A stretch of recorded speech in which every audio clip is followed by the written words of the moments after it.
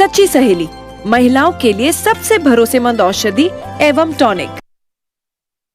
JNU में मुबैना मुल्क मुखालिफ नारेबाजी के मामले में दिल्ली हुकूमत की जानिब से कन्हैया कुमार को बड़ी राहत मिली है। दिल्ली हुकूमत ने किसी तरह की चार्जशीट दाखिल करने की इजाजत देने से इनकार किया है। दिल्ली पुलिस के जरिए कन्हैया कुमार पर दिल्ली हुकूमत की इजाजत के बगैर चार्जशीट दाखिल की गई थी। हमारे नुमाइंदे शंकर आनंद बराह रास्त हमारे साथ जुड़ चुके हैं। शंकर, कन्हैया कुमार को बड़ी राहत मिली है, दिल्ली सरकार ने चार्जशीट दाखिल करने की इजाजत नहीं दी है।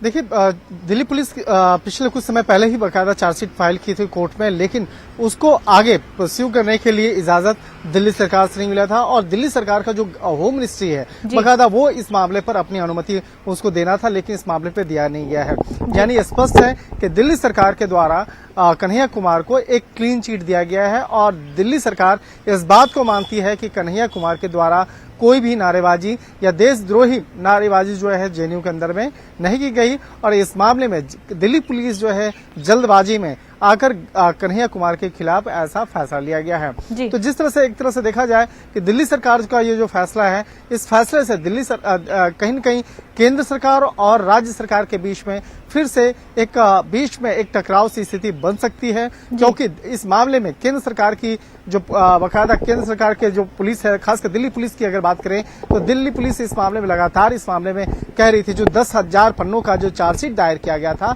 उस चार्जशीट में बाकायदा इस बात का जिक्र किया गया था कि कन्हैया कुमार ने भी बाकायदा जेएनयू के अंदर में उस देशद्रोही नारेबाजी के मामले को अंजाम दिया था और वहां पर कई लोगों जो प्रमुख तौर पे जो 10 आरोपी थी उसमें कन्हैया कुमार का नाम भी शामिल था। लेकिन इस मामले में जिस तरह से कन्हैया कुमार को क्लीन चिट एक तरह से दिया गया है दिल्ली सरकार के द्वारा, कहीं न कहीं इस मामले पर राजनीतिक गलियारों में अब चर्चा होना लाजमी है और आने वाले वक्त में इस मामले पर आरोप और प्रत्यारोप और काफी लगेंगे। और कन्हैया कुमार का जो मसला है, जो अब एक नेता भी बन चुके हैं, तो कन्हैया कुमार का मसला है, यह देखना लाजमी होगा कि किस तरह से इस मामले में आगे राजनीतिक गतिविधियां होती हैं, किस तरह से राजनीतिक बयानबाजी का दौर शुरू होता है। जी शंकर, कन्हैया कुमार के साथ इस पूरे मामले में और भी स्टूडेंट्स थे जो मुलव्विस थे, तो क्या सिर्फ कन्हैया कुमार को राहत मिली है या उन बाकी स्टूडेंट्स को भी राहत मिली है?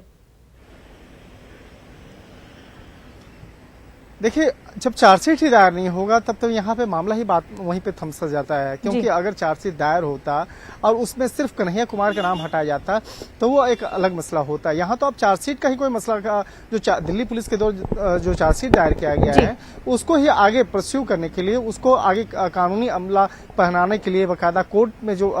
एक स्वीकृति चाहिए थे दिल्ली सरकार से, जब वही नहीं मिल पाई है तो निश्चित तौर पर इसका फायदा और भी जो दूसरे आरोपी हैं, जो दूसरे छात्र हैं जिसपे ये आरोप लगे थे, उसको भी कहीं न कहीं इसका फायदा मिलेगा, क्योंकि जो मुख्य तौर पे आरोपी बनाया गया था वो कन्हैया कुमार को बनाया गया था और दिल्ली पुलिस की द्वारा जो चार्जशीट फाइल किया गया था, दिल्ली पुलिस के में भी विशेष तौर पर स्पेशल सेल द्वारा जो चार्जशीट दायर किया गया था उसमें कन्हैया कुमार को मेन हीरो बनाया गया था और कहा गया था कि कन्हैया कुमार इस मामले में बाकायदा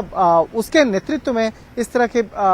नारेबाजी हुई और कन्हैया कुमार ही मेन इसमें आरोपी थे। लेकिन यहाँ पर कहीं न कहीं जब दिल्ली सरकार के द्वारा जब इस मामले की जांच की गई और दिल्ली सरकार ने इस मामले की काफी गंभीरता से जांच करते हुए बाकायदा इस मामले में कहा कि इस मामले में चार्जशीट जो दायर किया गया है दिल्ली पुलिस का वो आधा अधूरा है, इस मामले में कोई भी ठोस चीजें दायर नहीं की गई है। तो लिहाजा इसी बात को ध्यान में रखते हुए दिल्ली सरकार का जो गृह मंत्रालय है वो बाकायदा इस मामले में आगे इस मामले पर अपनी स्वीकृति नहीं दी, जिसके चलते यह चार्जशीट ही अधर में लटका हुआ है। कोर्ट में दायर जरूर किया गया लेकिन वो उसका जो एक अनुमति है आगे बढ़ाने का वही नहीं दिया गया। तो इसका कहीं न कहीं फायदा कन्हैया कुमार के साथ साथ जो अन्य आरोपी थे, खासकर जो 10 अन्य जो छात्र आरोपी थे, उसको कहीं न कहीं इसका फायदा मिलेगा और ये मामला अब केंद्र सरकार वर्सेस राज्य सरकार के बीच में फिर से एक टकराव और गतिरोध वाली स्थिति बन सकती है। बिल्कुल शंकर, बेहद शुक्रिया आपका तमाम तर जानकारी के लिए। आगे बढ़ते हैं। उन्नाव इस्मत रेजिंग